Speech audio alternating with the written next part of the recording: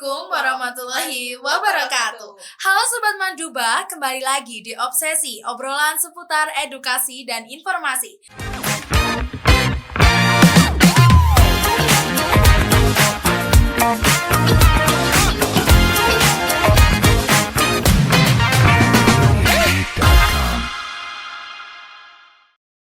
Kali ini saya Ineza Aurelia Salsabila dan partner saya Atia Nur Sakina. Dan pada episode 4 ini kita kedatangan tamu dari alumni MAN 2 Blitar tahun 2025.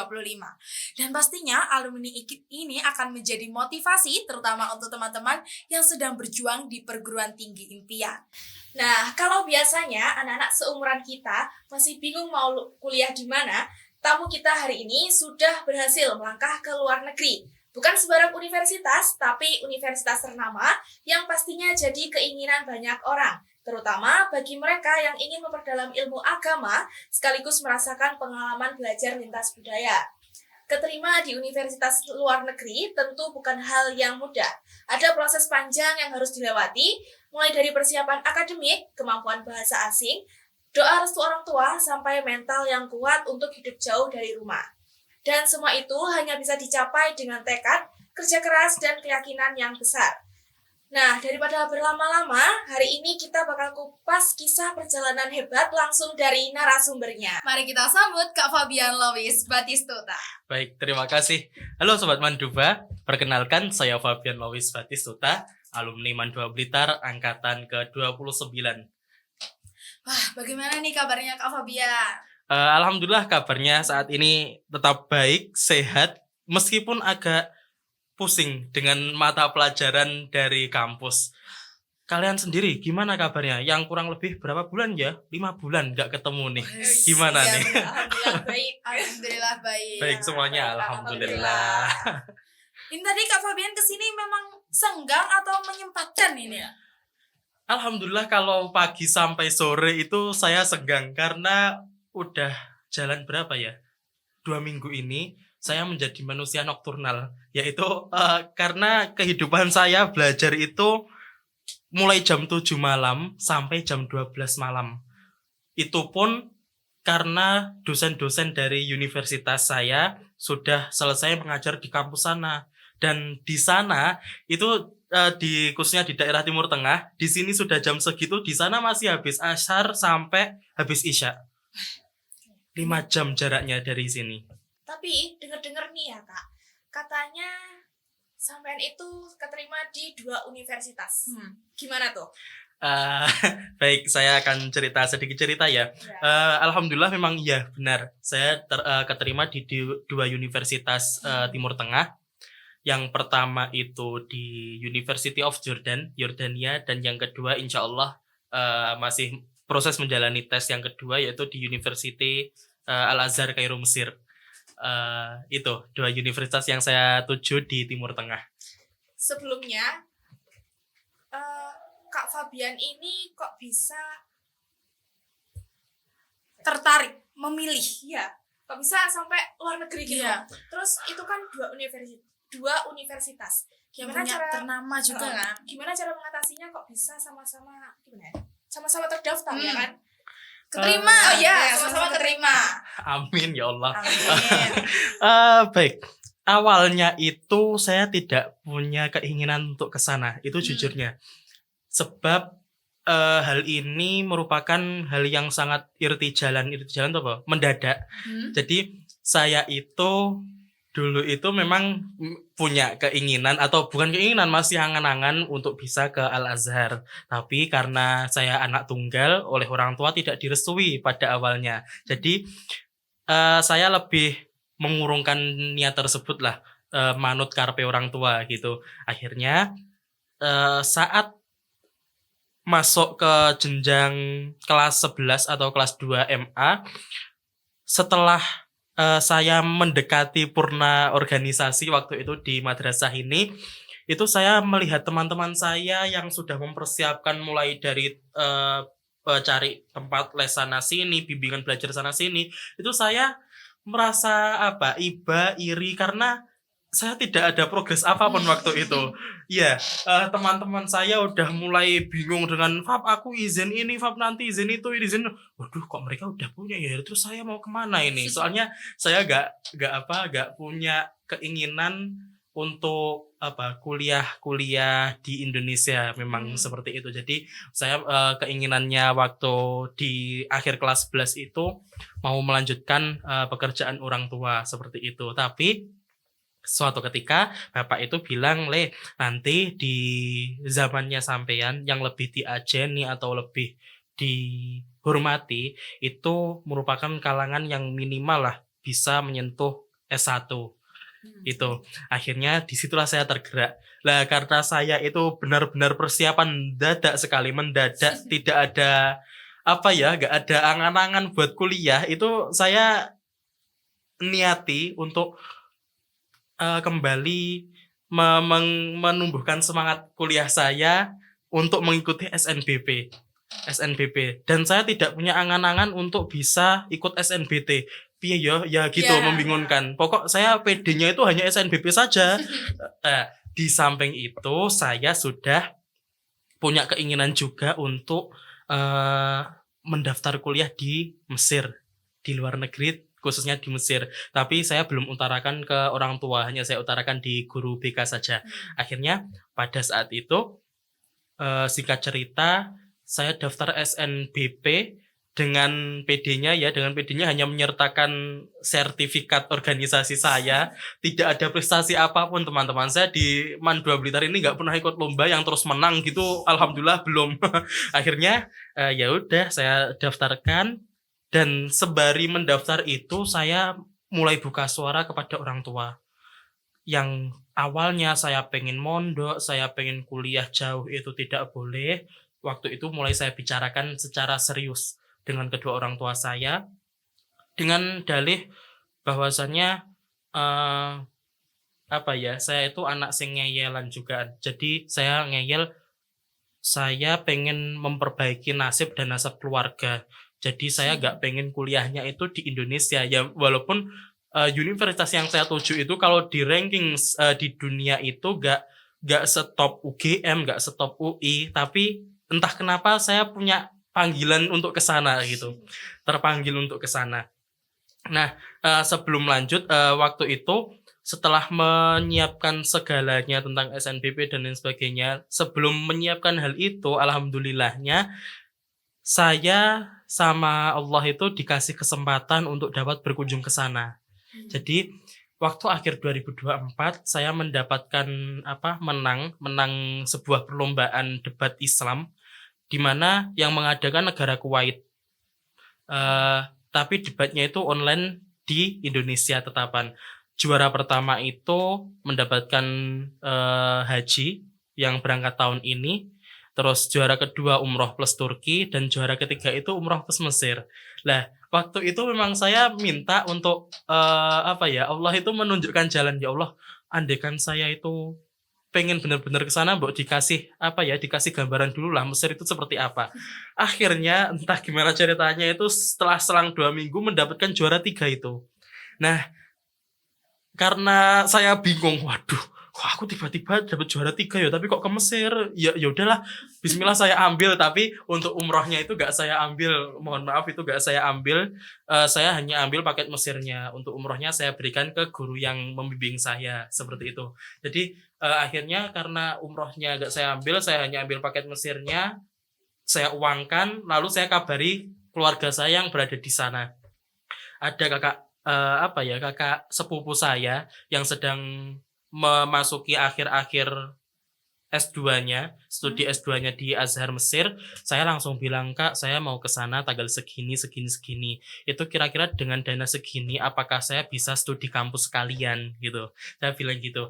Akhirnya kakak saya bilang, "Nggak bisa, kamu harus nambahin dana sekian, tapi nantilah coba tak lobikan biar kamu bisa ikut pembelajaran ya minimal 1 jam di setiap fakultasnya." Akhirnya alhamdulillah pada waktu yang telah ditentukan saya berangkat sendiri. Jadi saya dengan rombongan saya itu berangkat ke bandara bareng, tapi beda pesawat.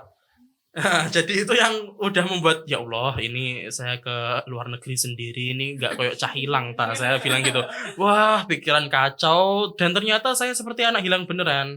Waktu itu transit di bandara Uni Emirat di Dubai itu saya sampai dimaki-maki sama polisi sana gara-gara salah jalur. Jadi harusnya jalur untuk masuk saya masuk ke jalur yang untuk keluar. Hampir ketinggalan pesawat. Kalau nggak gitu mungkin ya saya udah udah nggak jadi ke Mesir ya udah jadi gelandangan di Dubai.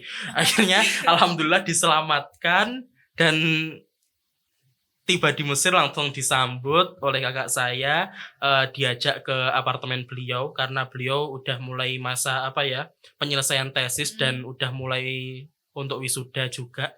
Akhirnya dalam kurun 4 hari 3 malam saya diajak Mesir itu seperti ini, diajak keliling. Mesir itu seperti ini, tata letaknya itu seperti ini loh. Di sini itu ada kota-kota yang sangat menarik dan sebagainya. Akhirnya di sana juga diajak ziarah ke makam ulama-ulama kita seperti Imam Syafi'i, habis itu seperti siapa ya? Syekh Mutawalli Sya'rawi dan lain sebagainya. Akhirnya setelah itu di 2 hari terakhir saya diajak untuk studi kampus. Waktu itu saya memasuki 4 fakultas, di mana yang saya masuki pertama fakultas impian saya, yaitu Fakultas Lughah Arabiyah atau Sastra Arab. Di situ saya masuk ke Prodi Tarikh wal Hadoroh atau Sejarah Peradaban. Masuk dapat kuliah selama bukan kuliah sih atau lebih ikut lihatlah dalam pembelajaran itu ataupun dalamnya ketika kuliah di situ itu seperti apa selama 1 jam. Itu yang pertama, yang kedua di Fakultas Usuluddin, yang ketiga itu di Fakultas Syariah wal Qanun atau Syariah dan Hukum-Hukum Dunia, dan yang keempat itu di Fakultas Tib atau Fakultas Kedokteran. Dan ini yang saya gak mudeng gak paham bahasanya karena bahasanya campur. Bayangkan bahasa ilmiah dicampur dengan bahasa Arab itu bagaimana rasanya itu, aduh, itu saya gak paham dan saya gak minat memangan. Ya memang di sana fakultas kedokteran juga mahal juga, sama halnya seperti di Indonesia. Nah, setelah itu selesai akhirnya saya mendapat gambaran, oh ternyata Mesir seperti itu. Lanjut lagi ke daftar SNBP. Karena sudah memiliki gambaran SNBP itu saya akhirnya milih di sini yang punya sastra Arab bagus itu di UGM. Saya memilih ke situ dengan PD-nya sastra Arab. Terus sama guru-guru BK itu, Fabian hanya itu aja, gak punya univ cadangan gitu. Enggak, jangan. Udah di UGM aja. Yakin gitu. Saking ngeyelnya saya itu akhirnya yakin dan alhamdulillah tidak terterima. Lalu iya, alhamdulillah tidak terima. Itu mungkin jalur kita, proses kita berbeda ya teman-teman. Mohon maaf yang tidak keterima SNBP sampai nangis-nangis. Saya waktu itu jujur gak keterima SNBP malah ketawa bahagia. Beneran ketawa bahagia sampai saya foto selfie, ya Allah saya gak keterima SNBP itu. Karena kalau saya keterima SNBP alasannya itu nanti orang tua gak mengizinkan saya untuk kuliah di luar negeri. Itu karena orang tua itu pengennya saya udahlah tetap di Indonesia. Apa sih bedanya gitu. Dan saya waktu itu benar-benar menenggat beliau, mendebat secara halus kepada beliau. Jelas beda. Sastra Arab di UGM itu formalitas di kampusnya. Ketika kita keluar gak mungkin kita beli makan, nasi dan sebagainya itu pakai bahasa Arab. Lah, iya. Lah sedangkan di sana itu lingkungan Jogja. Itu di mana lingkungan itu full masyarakat Jawa dan saya tumbuh dari keluarga Jawa, wis mesti gak basa Jawa gitu. Tapi beda halnya ketika nanti di luar negeri, di Timur Tengah, di kampus oke Arab, di luar pun juga oke Arab. Itu yang saya inginkan, pembiasaannya. Akhirnya itu, terus tadinya juga saya ingin daftar juga di Universitas Islam Negeri Sunan Kalijaga, Jogja.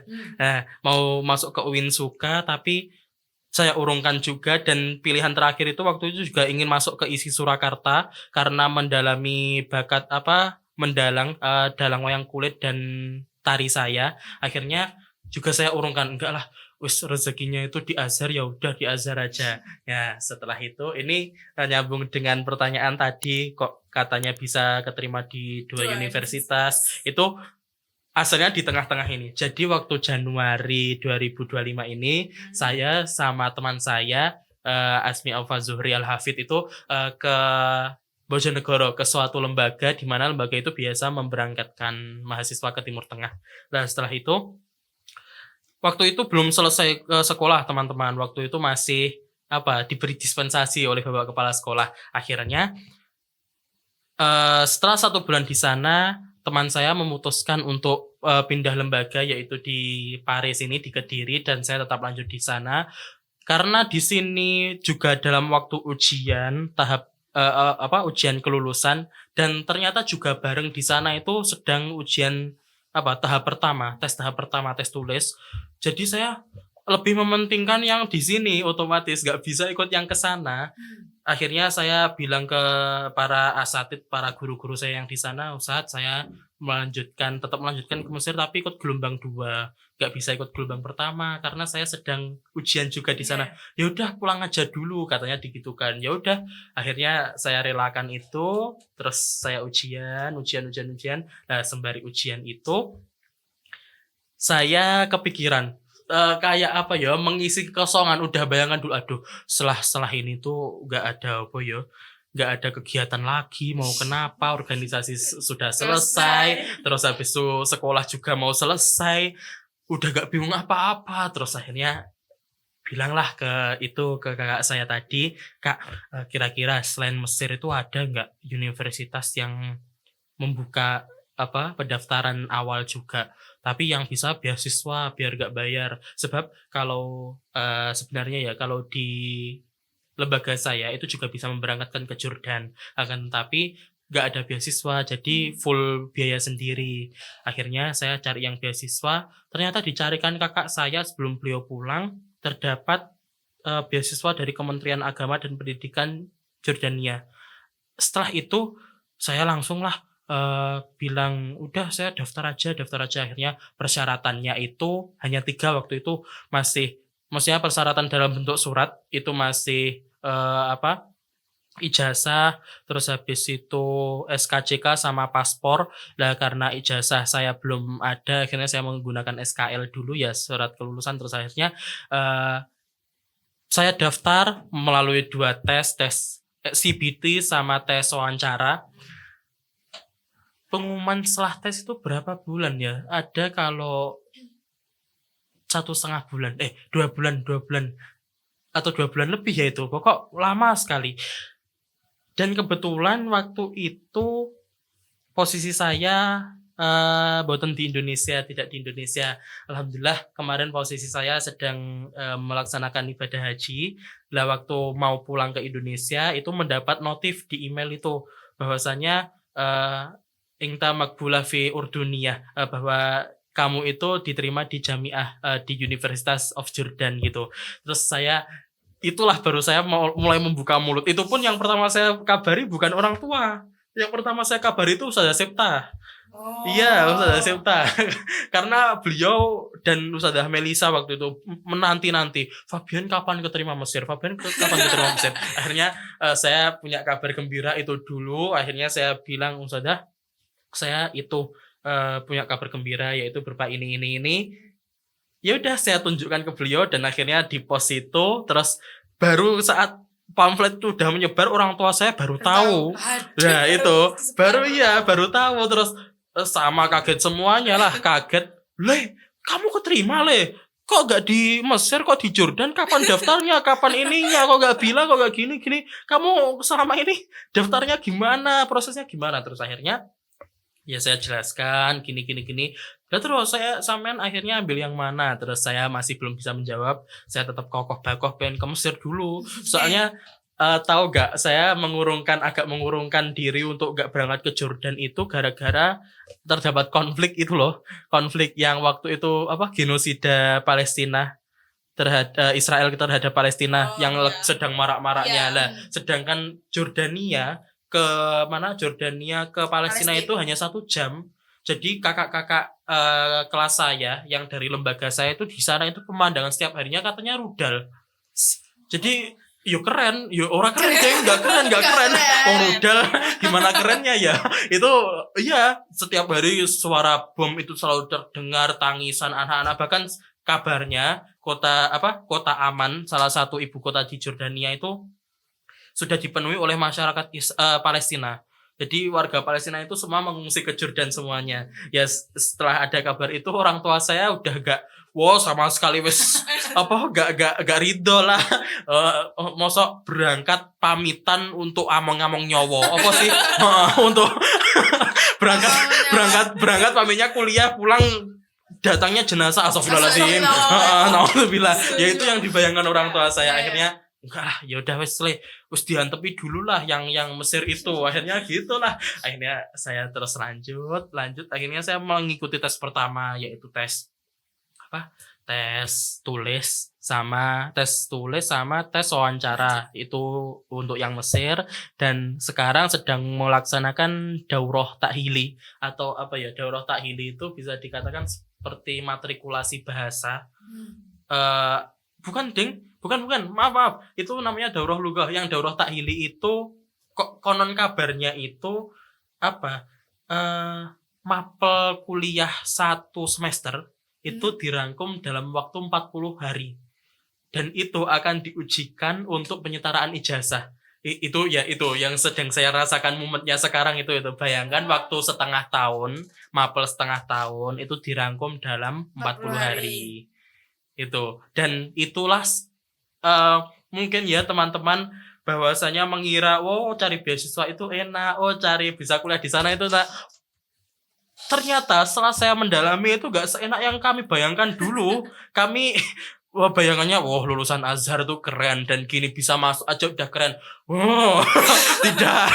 Kerennya itu yang jenengan lihat. Ketika jenengan gak lihat itu sama sekali gak keren. Gimana ya? Ya itu mumet mukor Azhar itu Mbak sangat susah banget. Bener katanya kalau pernah dengar Ustadzah Oki itu yang sedang kuliah di sana bahwasanya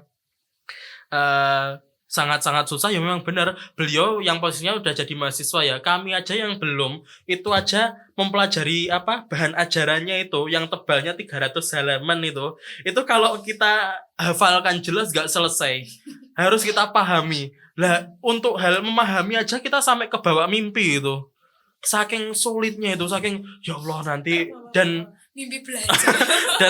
dan jangankan itu untuk bahan ajarnya, yang untuk penyetaraan ijazah besok itu ada 12 mata pelajaran. Satu buku itu ya lumayan tebal, tapi tahu gak yang bakal keluar di dalam soal itu per mata pelajaran hanya 10 soal dari satu buku.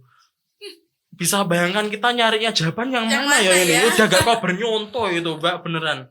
Itu waduh piye ya iki. Akhirnya ya udahlah, telateni jalani seperti apa yang tahu-tahu nanti lulus sendiri itu yang untuk menumbuhkan semangat saya. Walaupun gak sesemangat itu karena penuh takut. Itu seperti itu. Jadi singkatnya seperti itu. Kalau dinyatakan lolos Universitas Timur Tengah, insya Allah ya, tapi masih 1. Dan yang Al-Azhar masih menunggu. Nanti insya Allah doakan ya teman-teman di tanggal berapa ya, sekitar 15 sampai 18 lah. Antara tanggal itu insya Allah saya akan menjalani tes yang kedua. Dan setelah itu resmi menjadi mahasiswa S1 Al-Azhar. Seperti itu. Panjang banget ini. Itu perjalanan saya seperti itu Mbak. Perjalanan ke sejarah. Akan menjadi sejarah. Sejarah benar.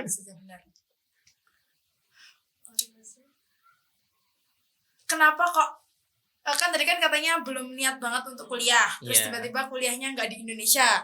Apa yang buat Kak Fabian ini termotivasi gitu loh? Termotivasi untuk kuliah di sana maksudnya. Kan tadi kan kenapa belum kok ada gak milih? niatnya. Iya. Jujur untuk motivasi sendiri itu yang jelas pertama itu tolabul ilmi. Saya pengen mencari ilmu di mana tempat pusatnya ilmu. Jadi, khususnya ilmu agama teman-teman. Di mana pusatnya ilmu itu soalnya banyak sekali ilmu-ilmu agama yang datangnya memang dari Mesir. Sebab ulama-ulama kita, masyhur ulama kita itu, bahkan mazhab yang kita anut sekarang di Indonesia, mazhab Syafi'i itu, pemilik mazhab tersebut makamnya ada di Mesir. Itu. Terus habis itu yang kedua apa ya? Ingin menyenangkan orang tua pastinya. Menyenangkan orang tua, menyenangkan guru. Soalnya seperti yang sering saya katakan dulu ketika di organisasi itu, jangan pernah waleh menjadi orang yang bermanfaat dan menjadi orang baik. Dan untuk menjadi orang yang seperti itu juga butuh yang namanya pendidikan juga. Maksudnya bagaimana kita tahu menghargai orang dan lain sebagainya dengan cara yang sangat istimewa, indahnya. Itu saya pengen mencarinya itu di sana. Karena saya percaya ya sebelum kamu mendidik, kamu harus terdidik gitu. Itu yang kedua. Dan yang ketiga ini seperti yang saya katakan tadi, yaitu pengen memperbaiki memperbaiki nasib dan nasab keluarga. Sebenarnya ada cerita tersendiri. Ini saya buka sedikit ya di sini. Jadi saya itu dari sekian alasan, ini mungkin alasan yang terakhir dan tidak saya jadikan yang utama karena hanya sebagai penyemangat. Ceritanya dulu itu, mohon maaf, keluarga ibu saya itu bukan keluarga yang ada. Orang tua ibu saya atau nenek kakek saya itu pengennya menyekolahkan anak-anaknya itu sampai tinggi, juga sampai S1 dan lain sebagainya. Tapi suatu ketika itu ada paman beliau. Kok paman sih? Iya, paman-paman beliau itu dengan istrinya juga atau bule atau tantenya ibu saya itu bilang ke nenek saya itu, kalau nggak punya itu nggak usah gaya lah, udah anaknya nggak usah sekolah tinggi-tinggi, wong harta kamu itu loh hanya sak pucuk ilat, katanya gitu. Bisa dibayangkan sak pucuk ilat tuh yo hanya hanya sedikit. Terus akhirnya hal itu terdengar sampai anak-anak, maksudnya sampai ibu dan saudara-saudaranya. Hal itu terdengar, itulah yang menjadikan ibu saya dan keluarga-keluarganya itu tidak melanjutkan pendidikan yang lebih tinggi. Jadi ibu saya alhamdulillah tamatan SMP. Dan hal itu ketika terdengar di telinga saya itu awal penangkapan saya atau awal saringan saya itu ingin ini niat jelek, jangan pernah ditiru ya teman-teman. Ingin membalaskan dendam. Saya hanya ingin membuktikan, ini loh dulu itu sing orang tuane, neneknya, orang tuanya kamu aja itu cucunya seperti ini loh. Lulusan Timur Tengah, S1 Azhar, pulang membawa nama baik keluarga, yo ini. Saya hanya pengen gitu. Itu niat terburuk saya, tapi ya itu tidak saya jadikan niat utama karena sebagai penyemangat, saya itu berjuang mati-matian keras di negeri orang, bahkan yang kultur kebudayaan dan lain sebagainya itu beda jauh dari kita. Itu saya selalu ingat itu. Saya hanya pengen bahagiakan orang tua, saya hanya pengen bahagiakan guru dan teman-teman saya gitu. Betapa bangganya mereka ketika melihat saya telah wisuda dari negeri yang nun jauh di sana gitu. Itu yang saya inginkan. Motivasinya tuh nggak hanya tentang ilmu aja, tapi tentang perjalanan hidup.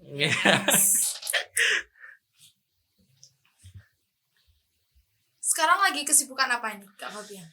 Kalau sekarang sedang mempersiapkan semuanya. Selain mempersiapkan ya biasalah seperti anak pada umumnya, tetap belajar, tetap ngopi, ngafe itu nggak bisa dipungkiri itu. Terus ya tetap healing dan lain sebagainya, terus tetap itu kerja. Jadi saya memang punya usaha di mana gak usah disebut. Punya usaha ya, memang itu niatan saya agar nanti ketika sudah kuliah itu gak membebani orang tua lagi. Jadi uang per bulan di sana, uang kehidupan di sana saya tanggung sendiri, seperti itu. Kak Fabian, adakah pesan dan kesan buat ini teman-teman kita kelas 12 nih yang mau melanjutkan perguruan tinggi ataupun bahkan mau ikut jejaknya Kak Fabian tadi? Siapa tahu ya kan ada penerusnya. Kalau ini saya gimana ya berikan pesannya itu agak bingung sebab setiap orang itu kan memiliki jalan yang berbeda ya. Tes di Indonesia itu mungkin orang yang Indonesia melihat wah tes di luar negeri itu gak seenak yang di Indonesia gak seenak yang di Indonesia sih tes yang di Indonesia gak seenak yang di dan saya pun juga melihat seperti itu ya tes di sini tuh gak seenak yang di Indonesia bener balik ya tes di Indonesia itu gak seenak yang di sini piye toh saya ulangi saya bingung saya tata gini intinya sawang sinawang jadi teman-teman yang tes di perkuliahan Indonesia itu melihat bahwasanya tes di Indonesia itu gak semudah yang dibayangkan atau gak setara dengan tes di luar negeri. Sedangkan saya pun juga melihat seperti itu. Yo tes Indonesia itu loh gak ada apa-apanya dibandingkan tes di luar negeri gitu loh. Ya jadi itu merupakan sebuah ornamen yang bentrok. Jadi gak apple to apple. Saya juga jujur gak tahu perjalanan teman-teman untuk meraih SNBP, BT bahkan sampai mandiri seperti apa. Yang jelas itu memiliki kadar kesulitan masing-masing karena namanya sebuah proses. Tapi pesan untuk teman-teman kelas 12, adik-adik kelas 12 yang ingin meneruskan ke jenjang perkuliahan ya, terutama yang di dalam negeri dulu. Yang di dalam negeri dulu itu mulai sekarang persiapkan. Karena saya memiliki pengalaman buruk yaitu tidak mempersiapkan apa-apanya itu sejak awal. Jadi gak punya gambaran untuk kuliah di Indonesia.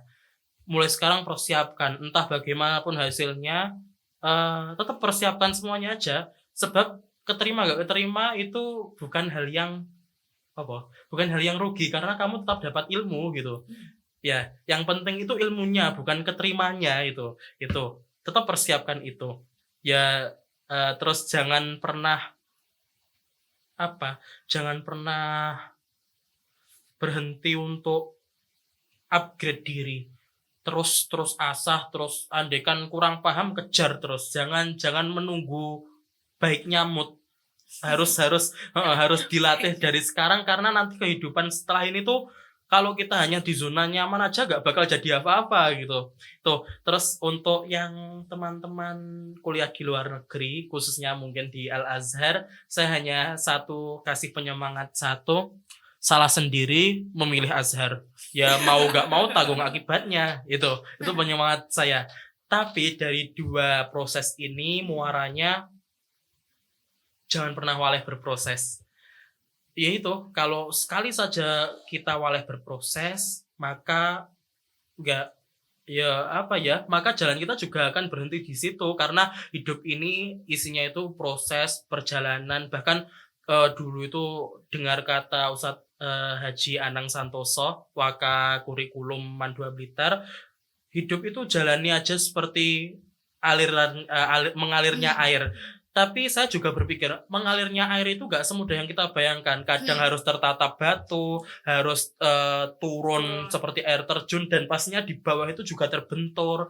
Terus nanti masih campur dengan sampah, limbah dan lain sebagainya sampai tibalah di muara, di mana di situ terdapat lautan luas yang sangat indah bersih ketika kita selami itu. Dan satu lagi untuk semuanya saja gini.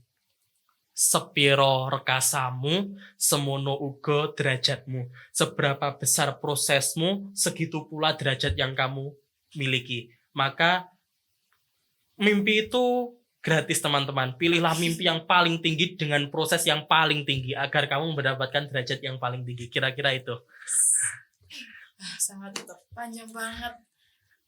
Apa ada ucapan atau menyampaikan pesan ke siapa gitu lewat podcast ini? Apa gimana ya Kak Fabian ini? Ya, gak apa-apa ini, gak apa-apa. Gak apa-apa. Kalau ucapan tentunya yang pertama itu untuk guru-guru saya. Untuk guru-guru saya di madrasah ini ya khususnya untuk guru-guru saya, terima kasih sekali karena saya belum bisa malah sedih. Terima kasih banyak karena sudah mengizinkan Fabian itu untuk dapat berproses sampai detik ini. Itu yang pertama. Dan yang kedua itu saya belum berani menemui semua guru sekarang karena bukan saya sombong, tapi saya merasa belum bisa memberi apa-apa, sehingga untuk menemui itu kayak sungkan gitu. Beliau yang udah susah payah menemani saya kembali dengan tangan kosong tuh kayak ya gitu. Terus itu pokok terima kasih dan mohon maaf sekali. Dan untuk kedua untuk teman-teman saya yang telah mensupport saya semuanya itu, dan yang khususnya itu untuk kedua orang tua saya yang anak semata wayangnya ini telah diizinkan untuk pergi 5 tahun meninggalkan Indonesia. Ya semoga nanti bisa lulus tepat waktu. Amin. Itu dan khususnya untuk semuanya, untuk Mbak Ines, Mbak Atiah, dan juga adik-adik kelas 12 yang mungkin mau menginjakkan kaki di jenjang yang lebih tinggi. Bagi siapapun yang kuliah nanti, semoga Allah mudahkan, diberikan kelancaran, mulai dari pertama kali daftar langsung keterima. Jangan sampai SNBT ataupun mandiri. Udah selalu percaya aja bahwa backingan kita itu mahal segalanya. Itu semoga dilancarkan, terus rezeki orang tuanya itu selalu dimudahkan, terus kita diberikan kampus impian yang kita impikan sejak saat ini. Ya, itu untuk yang kuliah. Dan untuk yang kerja, semoga ketika mendapatkan pekerjaan nanti mendapatkan lingkungan yang baik, selalu dimapankan, mendapatkan gaji yang bisa membahagiakan diri sendiri maupun keluarga.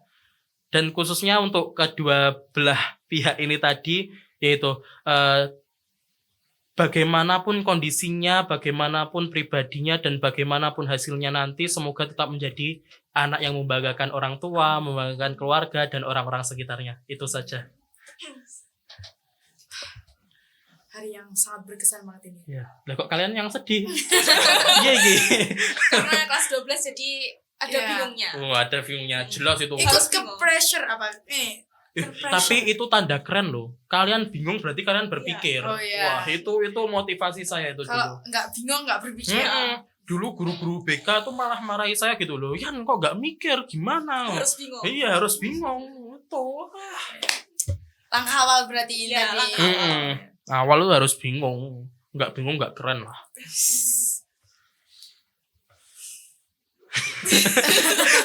Kenapa ini kok diam? Gimana nih? Kok kalian malah berpikir apa saya ganti hostnya saja? Langsung jangka panjang ya tadi mikirnya. Ya, alhamdulillah, terima kasih banyak ini Kak Fabian sudah ikut hadir, sudah mau memenuhi undangan kita hari ini, terus berbagi ilmu, motivasi, terus perjalanan hidup yang tidak hanya tentang ilmu tapi tentang bagaimana kehidupan kita di dunia ini. Semoga diberikan kelancaran terus, ya Allah, amin. sehat terus, Amin.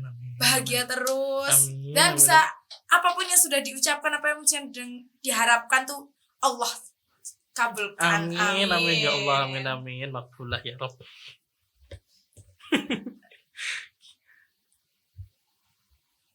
Jadi dan episode 4 ini tuh kan ini udah beda konsep ya Kak Fabian. Yang dari awal episode 1 sampai sekarang ini sudah bener-bener yang episode 2 kemarin tentang bagaimana masuk UIN, yang sekarang tuh sudah langsung kita loncat ke luar negeri. Jadi terima kasih banyak sudah berbagi ilmunya, bagaimana prosesnya. Ya, semoga ini bermanfaat untuk teman-teman semuanya, sobat-sobat Manduba, ataupun teman-teman di luar sana yang sedang berjuang untuk perguruan tinggi impian. Ya, benar sekali. Tapi jangan puas dulu dengan statement saya ya. Oh, iya. Sebab masih harus ada satu orang yang kalian wawancarai lagi. Itu Mas Asmi itu, itu prosesnya juga luar biasa. Kita tunggu Iya. episode selanjutnya. Kita tunggu ya teman-teman. Jadi Harus kalian gitu. harus itu bunyiin loncengnya. Ya kan?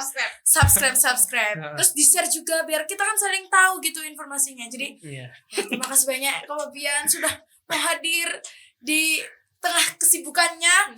Semoga apapun yang kita lakukan jadi barokah. Amin. Oke teman-teman, terima kasih atas perhatiannya. Terima kasih juga telah menonton podcast kita untuk mengisi waktu-waktu luang kalian, dan juga semoga podcast kali ini bisa menjadi motivasi untuk kalian semua. Betul. Jangan lupa untuk like, comment, subscribe, dan share. Sekian dari kami. Terima kasih. Wassalamualaikum Warahmatullahi wabarakatuh. Dadah Sobat Manduba. Dadah. Dadah.